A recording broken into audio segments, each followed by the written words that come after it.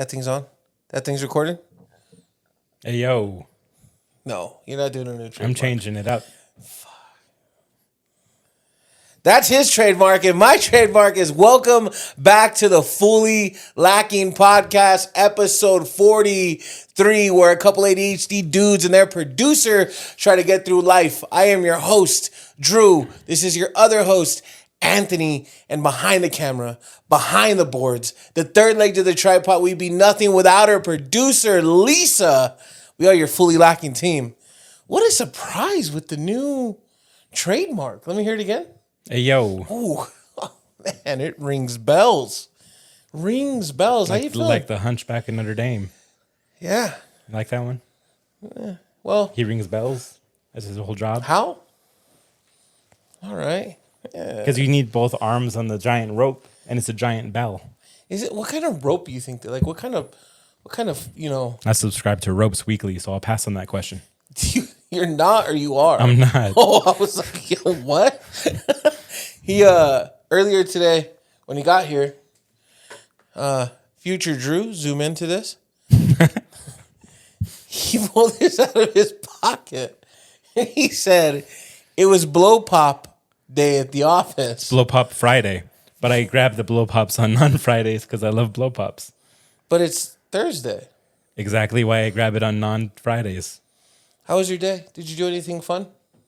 No. I was work all day. And I knew I threw us off with the new intro. So if you want to get into the little information spiel, perfect. We can get right back into it. All right. I love that. Listen, it's episode 43. So that means we need 43 of y'all right now to stop what you're doing and go follow us on all social media. We're going to wait. This worked. I'm telling you, it worked because last time I did it and then I did it again just now. It's literally working. I'm not sure if we agree on what working means. All right. Well, listen, I appreciate all 43 of you following and liking and subscribing. Ding-a-ling-ling-ling-ling. He will get into it at the end of the show. But look, dude, it's episode 43, and I'm very happy to be here. Producer Lisa has another conundrum for us. A query. A ethical... Dilemma. Yeah. Gymnastic gymmer. Mind, mental, whatever. Producer Lisa, will you give us your question of the day? Let us hear it. Sing it loud. Sing it proud. Do your thing. There's this guy in Russia, and he ended up getting kidney failure because he did 2,000 squats because his friend bet that he couldn't do 2,000 squats in a certain amount of time. So what extent would you go to win a bet? I have my answer. It's locked. The clip is full. How much was the outcome? Like what he get for the bet? I don't know Russian. What's Russian money? I think it was just like his friend was like, you can't do this. Yeah, his friend was just challenging him. He was like, bet. So he had kidney failure, but did he die? No, but he was hospitalized for sure. I would die. I would absolutely die. I would be willing to die to prove you wrong, specifically. Specifically me? Yo, your little freaking beady eyes when you think you're right. Oh, bro, I wouldn't bat an eyelash. Future Drew, zoom into those little beady eyes right there. Look at the ugh.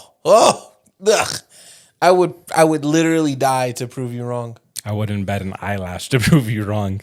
This is quite the I don't know. Change in power Today dynamic. Today we were on the phone and he was like, I'm still talking.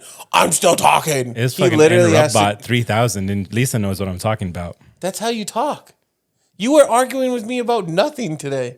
I couldn't imagine if it was something that had weight. I mean it. Don't do it. Okay. All right, say it once. No. Okay. No. Do you think that he wouldn't be absolutely stubborn to prove me wrong? Honestly, you know our dynamic. I mean, I don't think he'd die to prove you wrong. But bat an eyelash, he's being, you know what I mean? Not for free. I wouldn't go too far for free.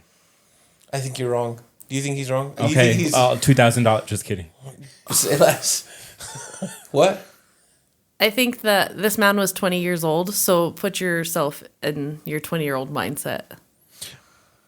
I think, we discussed stuff like the cracker, like the stuff, your mouth with 6 crackers challenge and see if you can eat that many crackers because it dries out your mouth so fast? Yeah, Or but the you can't- drinking a gallon of milk? I did that for free. So Yeah, but you can't do that at your house. Those crackers are rat. I'm just kidding. that's two callbacks in one. Yeah, That was it was good. Good for us. good. Look at that. Yeah. Go to the didn't watch previous those. episodes. Yeah. You did a cinnamon challenge, or did you not? I'm pretty sure I did all of those.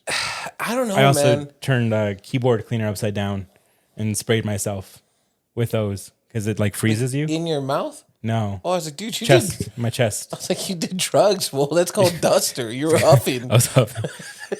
That's like I actually put a funnel. He's like, I've actually done crack. What do you mean? Yeah. I don't know. I mean, I'm embellishing for sure, but I just feel like I'm pretty stubborn. Like I feel like, No. yeah. Oh, okay.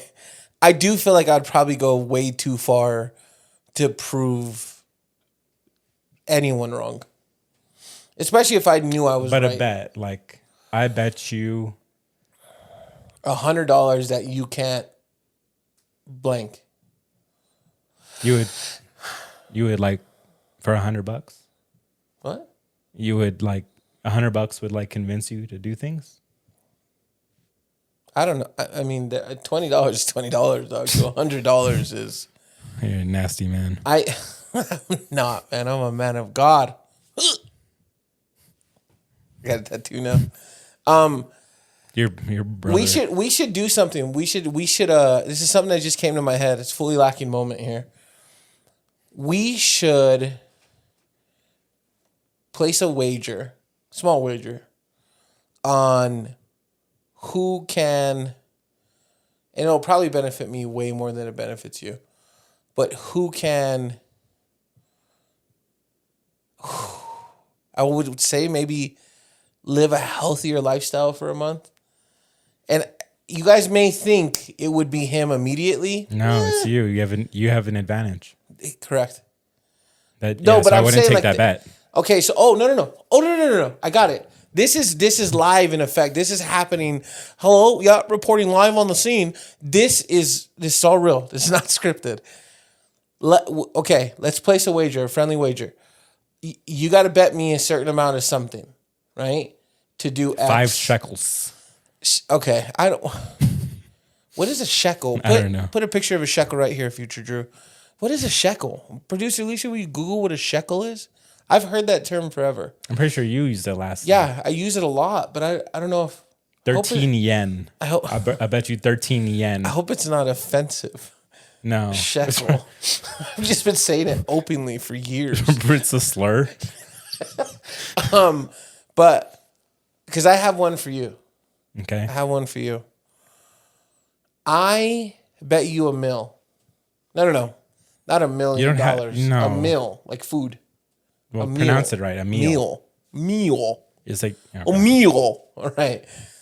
I wager $1 million that you can't change your oil. Oh, it's due too. Ooh, yes. What is it? -2, please. Thank you. Okay, that's my bet. It's a wager. I thought she had the definition for a shekel. I always get so disappointed in this process. I have that too.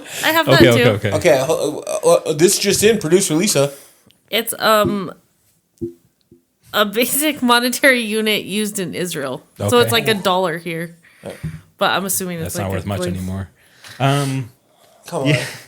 So, okay, my wager for you is an edible meal. I guess I say it weird. I guess that's a weird thing for me to say.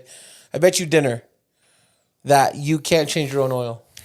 You got to do the research. You got to YouTube it. Is there a limit on dinner? No more than $100. Okay, that's fair. Yeah. Like on my individual meal? No, bitch. Total? Total. Total for the fam? Yeah, for everybody. So you we're get a going to babysitter? Chick-fil-A. Yeah. You could use my garage. I'll let you use my ramps and my tools. You have your own tools. I'm just saying, whatever. Okay. But you got to do it all by yourself. And if there's a point where you need me to step in, you pay for my meal. Bro, it's either I get the meal or I destroy my car. That's some big. Correct. It's a some good big wager. odds. It's a good wager. And we will update the followers. Okay. Yeah. Let's start with that one. I can't think of a bet right now for you. Okay, well, think of it, and then we'll get back to it. Okay. You know, this past weekend, we both did a little bit of watching of the televisions, right? Yeah. We both did some pay-per-view consumption. His may shock you. Mine... Are you intentionally doing clickbaity maybe introductions? Yeah. So mine was UFC 314. It was in the Sunshine State of Florida, the incredibly clean, incredibly healthy city of Miami. It was Alex Volk versus Diego Lopez. And then I want to say the co-main event was Paddy Pimblett versus Iron Mike Chandler. It was insane, dude. The way that Dana White, Hunter Campbell, Sean Shelby, all these guys, the way they put fights together is, I'm a UFC guy. Like, I'm literally an addict. You've seen me watch fights. I'm up for hours later watching all the post-fight, pre-fight. I do all of it. I love it. I'm consumed by it. That card was insane. The fighter in the main event, Alex Volkanovski, I'm probably saying it wrong, but they call him Volk. He came back from losing this weight class's belt. He lost in a pretty electrifying way. So he lost by knockout to a guy named Ilya Taporia. Ilya's an amazing dude, but he vacated the title because he didn't want to hold up the division because he wanted to go up and fight arguably one of the GOATs of right now. His name is Islam Makhachev. But nonetheless, Alexander Volk had a chance to reclaim his title, and he ran this weight class for years, bro. He's arguably one of the best. He fought a young, first-time championship bout fighter in Diego Lopez, who's, leaps and bounds ahead of his age group, and it was a fight. But dude, it was cool because Alex was like vintage him, bro. Volk is an animal. This guy used to be almost 300 pounds. He was a rugby player. He's like 5-something, but it was insane. He said something that stuck with me though, and I gotta say it because it was amazing. Like, I've never heard a post-fight interview like Joe Rogan stands there. Sometimes they're like they just came back from being unconscious, you know? And he stood there with this guy and he was like, "How do you feel? How does it feel coming back from this?" And he said, "Joe, adversity is a privilege." And those words, it echoed in my ears. I was like, what? And it made me think, dude, like, it is. There's so many people in this world who complain about the direct reactions and direct products of their ambition. But bro, like, there's people that aren't ambitious at all, who play it safe, who live within the lines, who don't go in the gray areas and try to, overtake things that maybe haven't been seen. And for him to say adversity is a privilege was like an encapsulation of all that to me. Anyways, that was probably one of the dopest quotes I've ever heard in my life. And that was a great fight too. And the way he won it wasn't a question. He won, I want to say 4 out of the 5. Some could argue 5 out of the 5 rounds, but it was amazing. And then the co-main was Paddy Pimblett. And this guy, you haven't seen a character and a personality and a person that has this captivating ability since like Conor McGregor, right? They sing songs, they chant arenas all over. It doesn't matter where he's at. Are they both Irish? So I want to no, they're not. I want to say that Paddy's from the UK. Maybe Manchester. I could be completely wrong. Producer Lisa, will you pull up where Paddy Pimblett is from, please? But dude, he's just so captivating, and everybody wants him to lose, but everybody's rooting for him. It's so weird. And Michael Chandler has been a decorated mixed martial artist since before he came into the UFC. And he is the guy that you book to book a fight, like a real fight, like a dog fight. And every fight that he's been in has been just that. But this was not. Paddy Pimblett he made it look easy, bro. Like, it was. Turned a dog fight into a dog walk. It was crazy. It was crazy because Michael Chandler is insane. And I want to say he won in a 3rd round stoppage. Like, it didn't even go all 5 rounds. Everybody was shocked. I mean, even Paddy's fans were shocked how easy he made it look. He's from the UK. Okay, yeah. So it was just awesome, and there was a bunch of other really, really good fights on that card, but it was entertaining, to say the least. It was a fun card. I love UFC for what they do. I want to take producer Lisa and maybe even Benjamin Button one day to go watch a live event, because I know producer Lisa will like it, but Benji Button, dog, he'll go crazy. I know he will. It's just, I've been to one once. I watched Conor McGregor versus Donald Cerrone. It was in Vegas at the T-Mobile Arena. The only complaint I ever had was that you can't hear Joe Rogan. You can't hear the announcers. Gotcha. But it's electrifying, bro. That entire, how they built this company, and they bought it for nothing. They bought it for like $1 million or something. It's $1 billion company now. You know what I mean? But that, I'm off my soapbox. I know I went on a long-winded tangent, but I love it. Yeah, kind of, but it's not as inspirational, I don't think. I just call all of your monologues Al Bundy speeches at this point. If you guys love my Al Bundy monologues, put it in the section for the comments of the section for the comments, or however he said it so gracefully a couple episodes ago.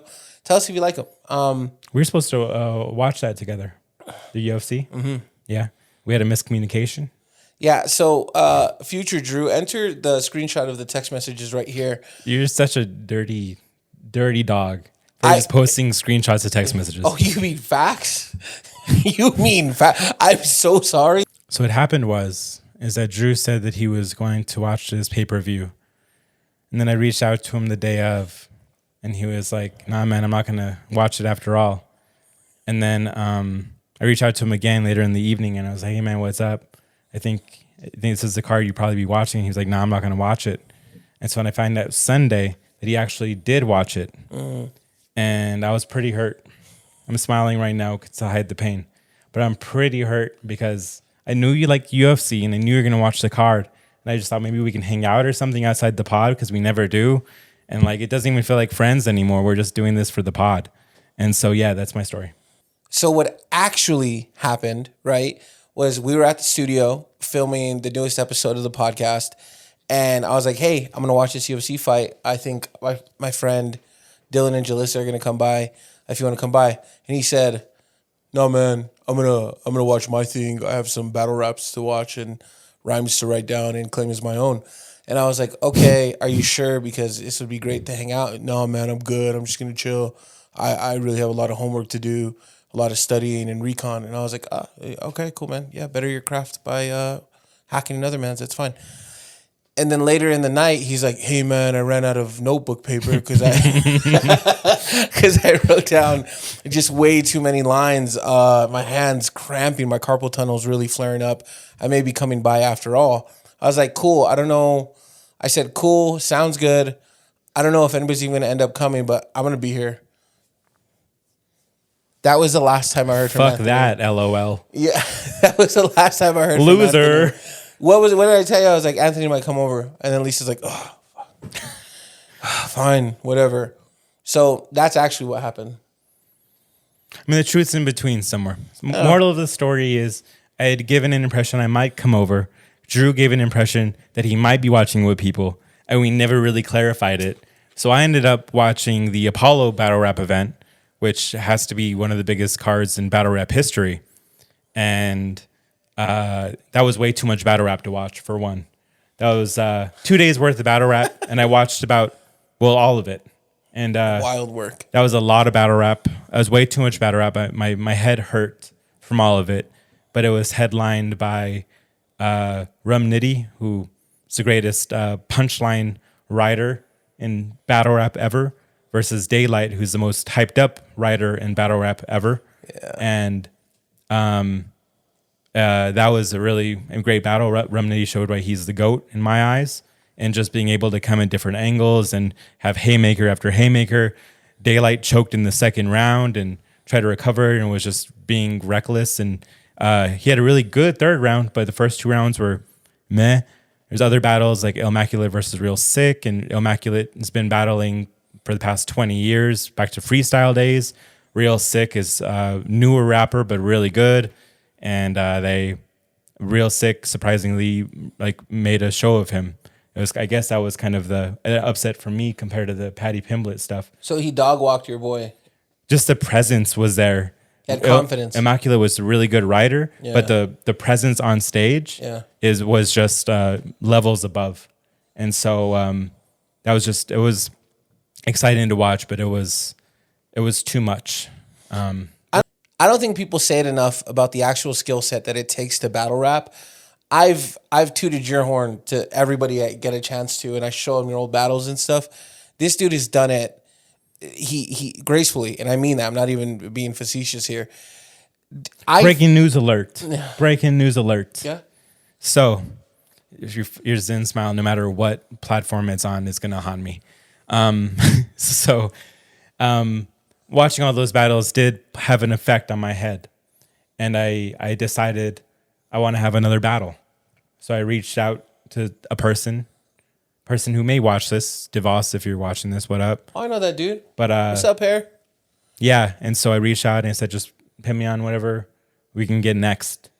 And so I just trying to getting back into that mode of just thinking of clever stuff. Yeah, so I'm just trying to get back into that mode. But it kind of made me like think like maybe I could try and just take it up another level on what I do, just to see how good I can get. Yeah, I'm telling you, bro. Like I've done it twice or 3 times, and I think I did okay, but that was from the outside looking in. From the inside looking out, I fumbled so many bars. Like I forgot chunks of verses because I got so distracted by the crowd. Like I forgot where I was. And as a person who has been trained to like rap to beats and the cadences, it's very hard when I get off my cadence to get back to where I was, because it's not so much the bar that'll get me back into it. It's the way I said the previous bar that'll get me back into the flow of it. You know what I mean? And so with you, I feel like people can go crazy and you're just, you know exactly what's coming next.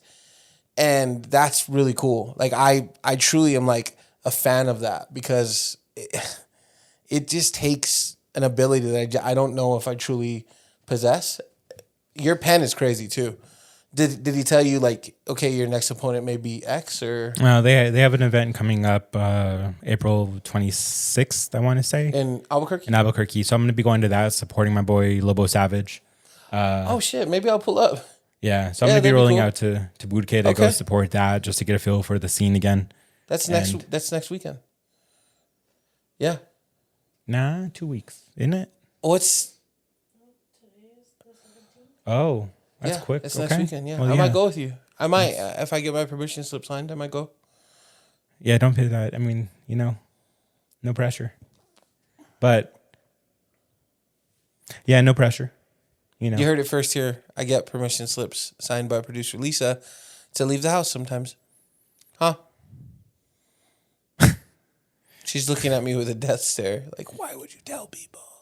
She's really not. He's dramatizing. He uses the permission slip, as he stated on previous episodes, to get out of things he doesn't want to do, and he puts it on her. And they have this agreement. And that's why it's like, we do, F y'all. Yeah, like, just play me. Y'all relationship. I love it. I'm here for that. You'll have that one day. Maybe the McLaughlin. Remember when I tried to sing and you're like, I don't even know what you were doing just now. So, yeah, I mean, battle rapping again soon. I just want to... I'm excited, bro. That'll be cool. I don't know. You don't stop being creative. No. I think you know that. You've retired like 8 times on different albums. You know what I mean? Okay. Next, yo, I'm going to... yo is how I... All right. Be like, I think I'm done trying to force it. Time for me to go and hit the golf courses. It's fire. Check out Unapologetic by Drew ZYN. That is so wild for you. I don't even... That's the last album he heard of mine. That's what's sad. That was like 8 years ago. People don't forget. I guess it doesn't matter. I wish I could. What did I ever do to you, bro? That wasn't your best phase. It wasn't a phase at all. It was a debacle. Yeah. I don't know. I thought I was the man. And So am I wrong? You're wrong. I never want to forget your more recent music. Insert album title here. I'm gonna put unapologetic. No, I don't think you ever stop being a creative. I think that like we come from a bit of like chaos, right? And it's funny because I recently learned that your upbringing wasn't like as like hallmarky as I thought it was. So that's my bad for that, right? You said at the time that you never assumed my background, you son of a bitch. You're like, no, bro, I wouldn't have never assumed. And now here he is. I assumed he had a Hallmark background. Okay. No, that's not what I mean. I mean, you're very well, you don't strike me as a person who, you don't ever act out of character. So like you've dealt with your trauma very well. Yeah. Well, nonetheless, right? Comparison is a thief of joy. So maybe I need to work on that. But I was thinking about this. So recently, and we're about to go into Downsville. So if you have small children around, please cover their ears. My birthday, I turned 35, the day after he turned 47. And I got a call from home. This is crazy. So I get a call from home and they're like, hey, did you hear about Joe? So a lot of people do know, some people don't know. I had a quote unquote adopted brother when I was younger. His parents are pretty bad to him. So ironically, he decided to go live with us. Out of the frying pan into the fire. Into the fire, baby. We can't stay serious for too long. Yeah, I know. But they called me and they said, hey, did you hear about Joe? I said, what do you mean? It turns out that my brother, or my adopted brother, he had passed away due to an overdose. And it was strange to me. It was a strange flood of emotions that I had because all my loss has been due to some sort of like addiction or, you know, excessive consumption. Like my dad passed away due to like, I guess you would call it residuals of alcohol and drug abuse. And then my sister passed away due to the same thing. And now my adopted brother. And I started thinking, it's not as far away from me as I thought. Like I'm a very addictive person myself.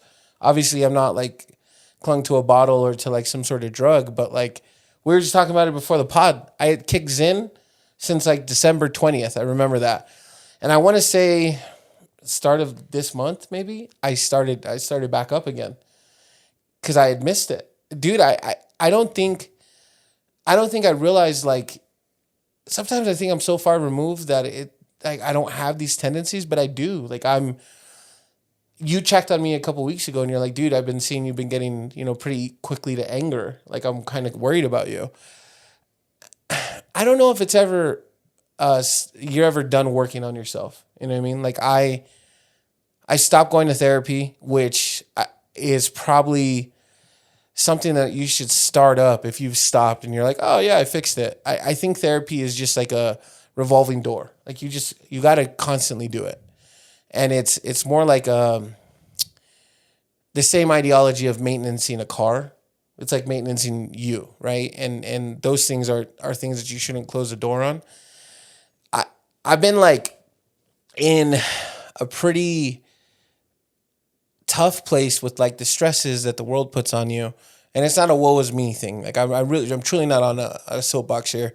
I think that I'm lucky to have a supporting partner like producer Lisa, and even like a really energy giving son like Benjamin Button, and a good friend like you. You check me on things, and I think that it's funny because we have pretty deep conversations that I don't know if anybody really knows about. You know what I mean? Like there'd be times we're on the phone for like an hour or so just in the middle of the day. And I just, you're a mental health advocate for sure. It's not just what you do, but you're also a partaker of it yourself. And I think like us being friends, sometimes you have to put your therapy hat on for me. And ironically, sometimes I give you pretty good advice too.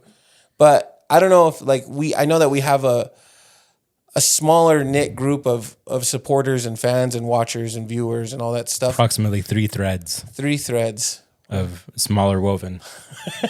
But If you think of like if you cut a couple threads of a fabric and lay them over each other, like 4 or 5, that is the fabric of our fandom fabric. Fandom fabric. You guys heard it first here. You guys are part of our fandom fabric. But if you guys think you're done, don't be. Just like go and keep going. And if you're like against stuff, don't be against it. Like medication or like, is he's and even producer Lisa, like that's probably something that I try to focus on, but it's a little harder for me because I don't have the healthiest relationship with like pharmaceuticals. You know what I mean? I kind of actually get freaked out about it, but just don't be like scared to seek help or whatever. I guess without being like too dramatic about it. You know, I don't know. I don't think we had talked about mental health for a little bit, so I wanted to kind of, you know, flex the golden pipes a little bit, if one would say, you know? Yeah. That's enough downy for me. Does that mean you're going to call Dr. Jim? You know, I don't think this is the time or place to talk about that, actually. So I think it is, though. maybe. Yeah. Yeah, for sure. Thanks. Wait. Considering this health condition, I think it would be beneficial. Yeah, that's true. Imagine, though, the last time you dealt with this health condition, I definitely was not very forthcoming with my emotions. Yeah, we know, but there's still work to be done. Why'd you gotta cook me like that, dog? Yeah, so as we continue to navigate the treacherous fields of Lisa's new health condition. Mike Tyson over here. Yeah. Letha, now Kith. You know, there's things that I got to do as well, and so does Benjamin Button, and so do you. I won't leave you completely on the edge of that branch going out in the limb. You know what I mean? Limb? Yeah, limb. The B's silent, dog. It's limb. You said limb. I don't know about that. No, literally the B is silent. Limb. What do you mean? You can insert the pronunciation right here. Socorro education system here, buddy. I don't know what county that is, or else I'd say it. You know, I was going to open up, but we can Socorro County. This is Socorro County. And I'm glad you just doubled down on stupidity by calling mine out. But thank you for okay. You're. I was going to go out. I was going to go out on a branch, limb, a ranch, and for you, because the B is silent. But dog, it was almost a legit spit take. But yeah, I mean, you talk about me checking you. You checked me recently, and I think it was kind of needed. Yeah. And just been trying to use that to put myself in a better place and become a better person from it. And it's a lot of work. Even with all of the work I do in place, I mean, it's still a long ways to go. Do you feel like and I don't know if I can ask this question. If we got to chop it, we will. But do you feel like holding the title that you hold and being in the field that you're in, it's even that much more important for you to work through these things? Yeah. Like I wish I could like show up to work in athletic gear. In a weird way, is it like sometimes triggering to go to work? Dang. Dang, that's a good question. It's called countertransference. Whenever things that come up in therapy bring up stuff for you, and then it kind of messes up your therapy. I don't do that, for the record. I don't do that. But people go through stuff that you go through. Yeah. And so I tap into my experience for empathy, and I tap into what I know for helping. Yeah. And I combine those, and I stir those up. You know what I mean? Get to cooking. Yeah. And whip, wrist work. Yeah, whip it up. Mama. Sorry, it's like the Migos. Gotcha. That's a good question, though. I guess I never even thought about that. It could, obviously not for you because you're a pretty high level therapist, but like I'm assuming at the beginning stages of people that are taking your position, they could have to deal with that. Like, yeah, you have to work on yourself, or you're going to be a mess. You're going to be a mess for the people you work with. So it's probably also like another level of pressure to make sure that you do that because do I love that. I love when you say doo-doo because it's like, is it poop? You know what I mean? But when you have to. Yeah. Yeah. There's a basic level of maintenance required for my job. Yeah. And I don't know, for me, I mean, there's people who are crazy and go in and just wreck the world with bad advice and whatever. But I really pour all I got into what I do. And it's exhausting and it's tiresome and draining, but I wouldn't trade what I do for anything. I love my job. That's dope. That's like, I wonder if there's Reddit forums of like therapists complaining about work they've had to fix because of other therapists. I see people complaining about therapists all the time when therapists. Is it ever therapists though? Like a therapist complaining about another therapist? No, it's rare where you can really catch. Yeah. I've known some bad therapists, but it's rare. I feel like I've been blessed to work with a bunch of good people so far. That's good. Yeah, that's good. Yeah, it's important, bro. You do important work, and it's yeah, you're good at it. You know what we can be blessed with though? Shekels. About 50 shekels. 50 shekels. I wonder what 50 shekels would be in this worthless American dollar we have. Just $50. It would probably be about 13 cents. No, it's equivalent to an American dollar, they said. Yeah, I don't think she said that. Oh. So they're not $50. Yeah, not $50. But an abundance of That's shekels. not the blessing I'm talking about. Oof, what is it? No, you can take another guess. Bringing back Heelys shoes? You know, AC Slater. What? I had my son AC Slater had showed some interest in Heelys, but like my idea of Heelys were the ones that like you can like click and get the wheel out. Yeah. But legit Heelys are not that. They're just legit the wheels baked in, or you have to take them out, which is pretty lame. They couldn't find the ones that he wanted, so like AC Slater was pretty disappointed with that. I think I still have those Heelys in case Benjamin wants those. How would Because you? AC does not want to rock those. But how would AC Slater Through turn a Bayside chair? High. Yeah, how would he turn a chair around and sit in it with the full-time wheel? I don't know. That'd be a pretty big liability for It's a the valid school. question. Heelys were sick, so we're not going to get blessed with the coolness of Heelys getting No. brought back. What we could use the blessing with is with the social media following. What are you doing? I lost my space. Okay, all right. Instagram, Facebook. Yeah. Sometimes I think about people watching this, just some random person up at like 2 a.m. who stumbles upon this video, and they're like, "What am I doing with my life?" Like this is. I've really scraped the bottom of the internet right here. Dude, give us some more credit, bro. Facebook, TikTok, Instagram, YouTube. Don't forget YouTube. Ring ding dong the bell. Ring the bell, ring it loud, ring it proud. Hey, if you're up at 2 a.m., don't give up. Don't give up. I hope you made it through Drew's speech, pushed through. Check out the next episode if that keeps you going. Fully lacking, baby. Yeah. Peace. Peace.